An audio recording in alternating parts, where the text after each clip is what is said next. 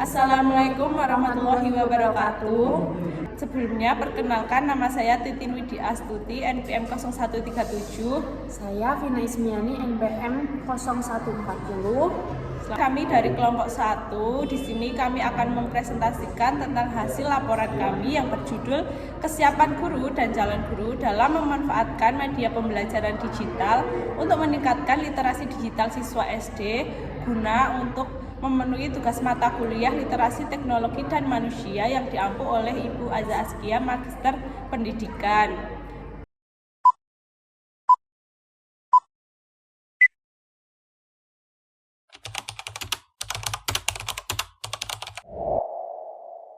Yang pertama yaitu ada latar belakang. Nah, latar belakang dari laporan ini berfokus pada urgensi kesiapan serta pendidikan dasar dalam menghadapi era digital, di mana survei ini bertujuan mengevaluasi sejauh mana pengajar dan calon pendidik siap beralih dari metode tradisional ke metode digital. Hal ini mencakup penilaian terhadap kompetensi pendidik, ketersediaan fasilitas sekolah, serta kesesuaian kurikulum dalam mendukung inovasi tanpa tekanan. Dan mengingat siswa sekarang ini, siswa sekolah dasar saat ini adalah generasi alfa yang tumbuh dengan gawai, kesiapan digital guru menjadi sangat krusial untuk mencegah kesenjangan cara belajar, sekaligus membekali siswa dengan literasi data agar mereka itu kritis terhadap informasi dan hoax di internet.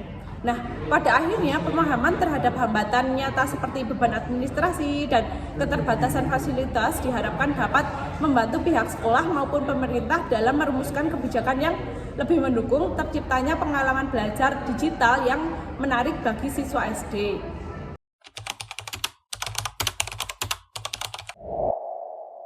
Nah, penelitian ini menggunakan jenis metode deskriptif kuantitatif dengan pendekatan survei untuk memotret fakta mengenai kesiapan guru secara sistematis.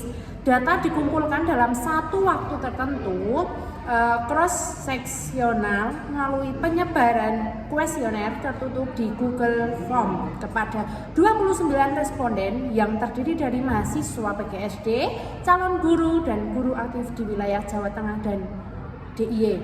Instrumen penilaian ini menggunakan 10 butir pertanyaan dengan skala Likert 1-5 untuk mengukur persepsi dan tingkat kepercayaan diri responden terhadap pemanfaatan media digital. Setelah data terkumpul, proses analisis dilakukan menggunakan statistik deskriptif dengan melalui bantuan spreadsheet untuk menghitung rata-rata dan persentase, yang kemudian hasilnya disajikan dalam bentuk tabel serta diagram agar lebih mudah dipahami.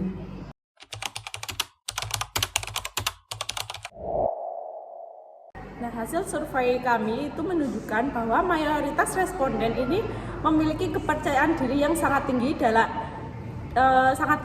dalam aspek kreatif, di mana sebanyak 55,2% ini menyatakan sangat setuju bahwa mereka itu mahir menggunakan platform seperti Canva dan PowerPoint untuk menyusun bahan ajar.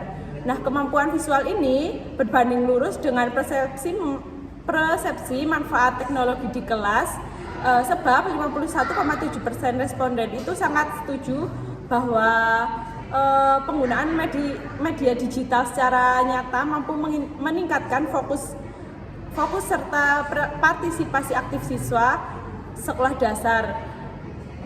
Ada juga dukungan institusi juga terlihat cukup baik dengan 44,8% responden ini merasa telah mendapatkan pelatihan yang relevan untuk menunjang pengajaran berbasis teknologi. Namun, di balik optimisme tersebut, interpretasi data mengungkapkan adanya tantangan pada aspek manajerial dan struktural.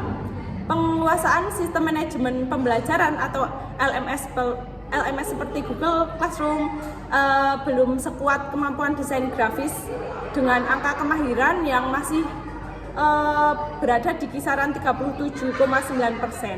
Selain itu, kendala utama yang menghambat inovasi guru di lapangan bukan terletak pada gagasan, melainkan pada beban kerja. Sebanyak 41,4% responden secara tegas menyatakan bahwa kepadatan kurikulum dan tugas administrasi yang menumpuk itu menjadi penghalang utama bagi mereka untuk lebih konsisten menerapkan pembelajaran digital.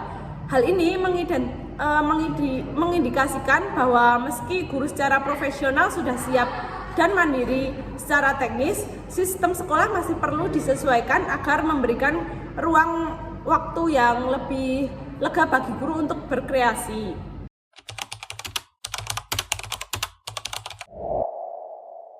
Nah, selanjutnya diskusi implikasi sosial penerapan teknologi di sekolah dasar bukan sekedar tren, melainkan kebutuhan mendesak untuk menjawab karakter generasi alfa yang sangat visual. Secara sosial, hal ini mengubah peran guru dari satu-satunya sumber informasi menjadi pendamping yang membantu siswa menyaring kebenaran di tengah banjir informasi atau hoax. Implikasi besarnya adalah terciptanya budaya belajar yang lebih kolaboratif, di mana siswa tidak lagi pasif, melainkan aktif terlibat dalam ekosistem digital yang sehat. Jika proses ini berjalan baik, sekolah akan menjadi tempat pertama bagi anak-anak untuk belajar etika dan tanggung jawab sebagai warga digital di masa depan.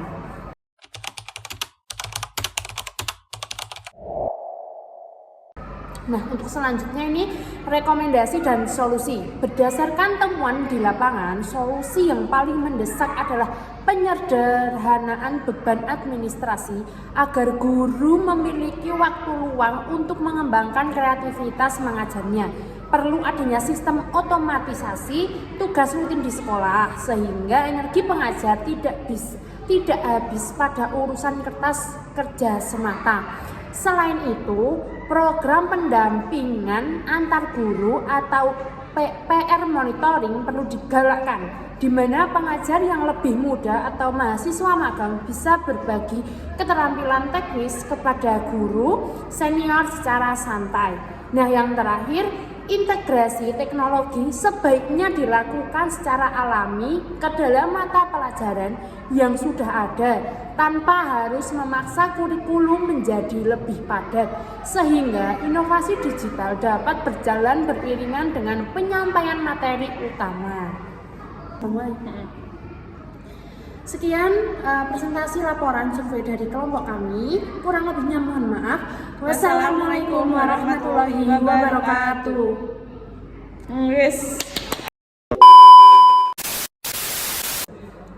1, 2, 3. Assalamualaikum warahmatullahi wabarakatuh. Perkenalkan, kami dari kelompok 1. Di sini kami akan mempresentasikan tentang hasil laporan kami yang berjudul Kesiapan Guru dan Calon Guru dalam memanfaatkan media pembelajaran digital untuk meningkatkan literasi digital siswa SD guna untuk memenuhi tugas mata kuliah literasi teknologi dan manusia yang diampu oleh Ibu Aza Askia, Magister Pendidikan. Perkenalkan, nama saya Titin Widi Astuti, NPM 0137. Saya Vina Ismiani, NPM 0140. Selamat menyaksikan.